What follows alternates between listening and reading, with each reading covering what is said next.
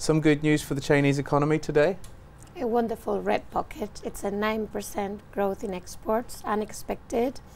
Just that probably nobody was looking at the actual seasonality of that data until we got the 9% growth, and then we all realized it was long January compared to last year's January, which was very short. So that's what it is.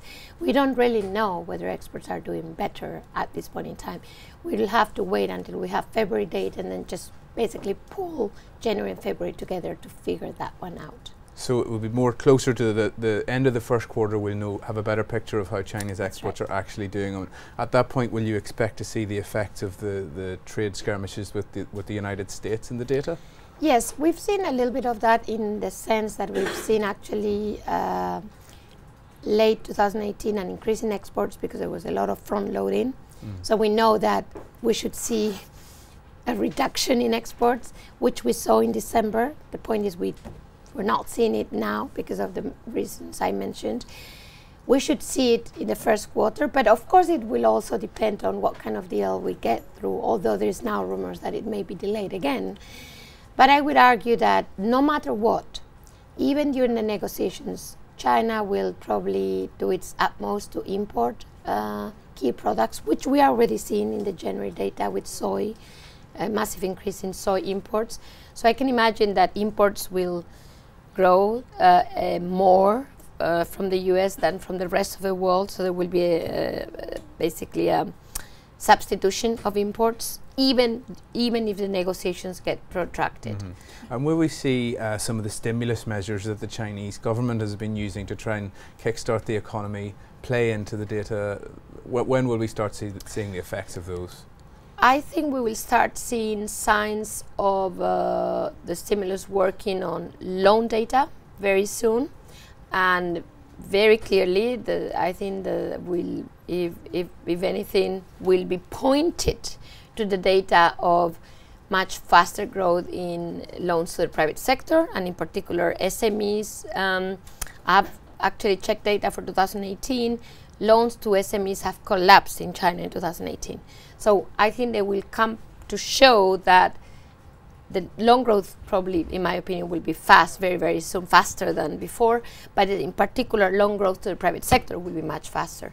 And this will will springhead, in my opinion, a recovery in the market, both credit rally, because the companies that are cash squeezed are indeed the private sector, especially developers.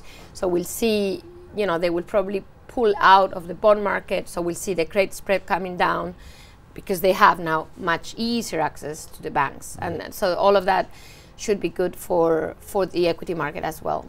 So yeah, I think it's going to start very soon. I don't know how rapidly though, but I think the signs will be there very soon. And one person who may not be looking at this data and being happy with the US President Donald Trump. He's going to see the export growing and think that maybe his trade war isn't taking any effect on China. The US trade deficit actually narrowed with China in November, which is the latest data. How do you see that one turning out?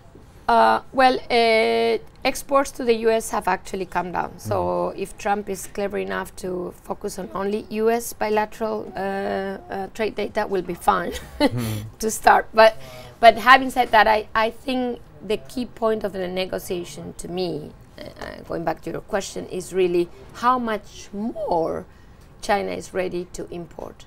And the numbers we are hearing, whether they are correct or not, I can't really tell, are humongous numbers. Trillion, I heard. That's right. Yeah. A trillion.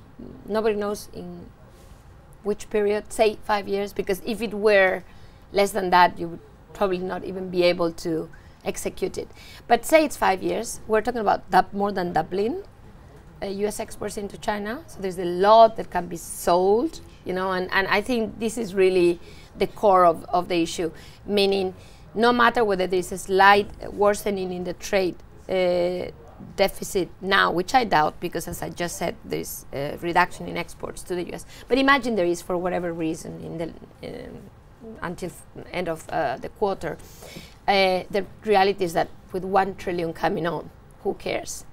So, and this is all forced imports, meaning this is not market forces. We shouldn't forget that this is going to have massive negative consequences on other exporters to China, especially Europe and Japan. They're going to pay the price for Trump's success in the negotiations. Sure. Well, we'll be watching that very closely. Thank you very much for joining us, Alicia. Thank you so much. Thank you.